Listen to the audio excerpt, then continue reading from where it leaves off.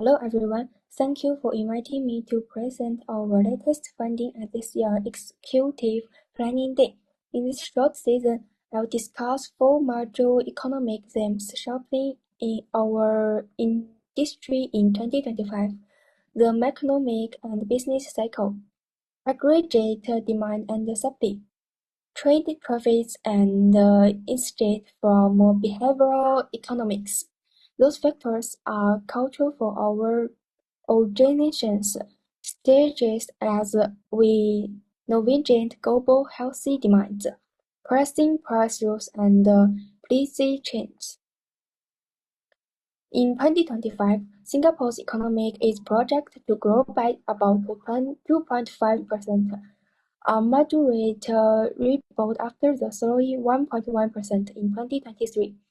Inflation has eased to around 3% after peaking at 6% in 2023. Meanwhile, unemployment remains low at 2.9%, showing global market stability. In practical states, GPT growth translates into higher public, healthy spending and R&D investment, whereas high inflation pressures input costs for raw materials and logistics. Understanding those macroeconomic indicators help us predict the business cycle path. With growth and stable employment, Singapore is currently in an early in-person path, a good time for firms to invest in product innovation and capacity building. For our organization, recognizing this trends allow the management to plan resource allocation more strategically and avoid overproduction risk since in previous downturns.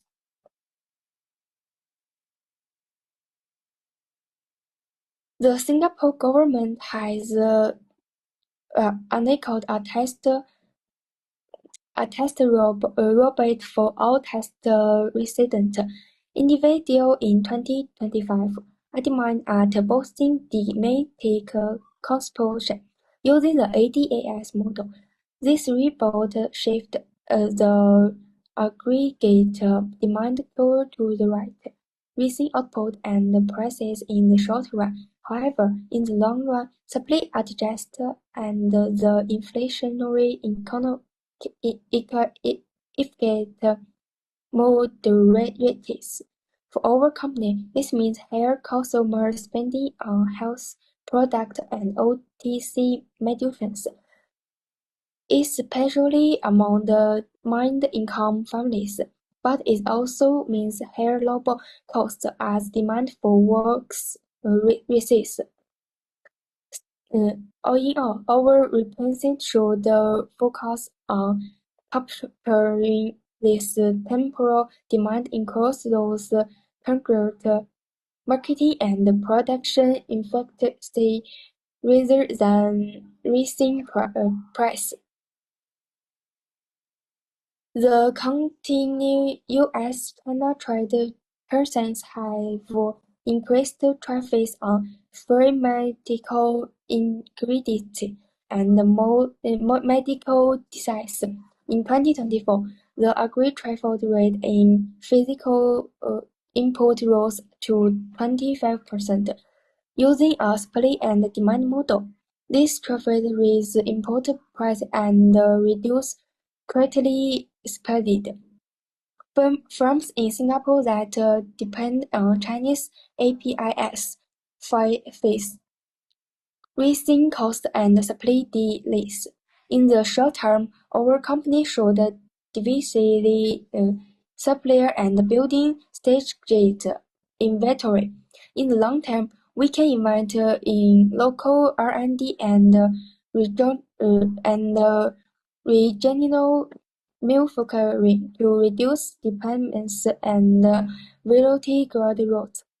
Traffic may hurt profit measures, but they also encourage innovation and self-sufficiency critical for our sustainability goals.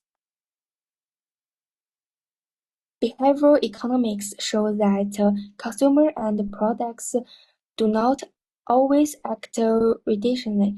For instance, the status quo means patience with seek for familiar birth even if cheaper generous except simply those about makes investors hesitate to find investors but risk products. According to a 2023 study by Deloitte, 68% of health consumers choose branded drugs over generics, despite price difference. For our company, apply behaviors instead, like using behaviors enrollment for loyalty projects for family message around healthy gains instead of cost saving can increase market engagement.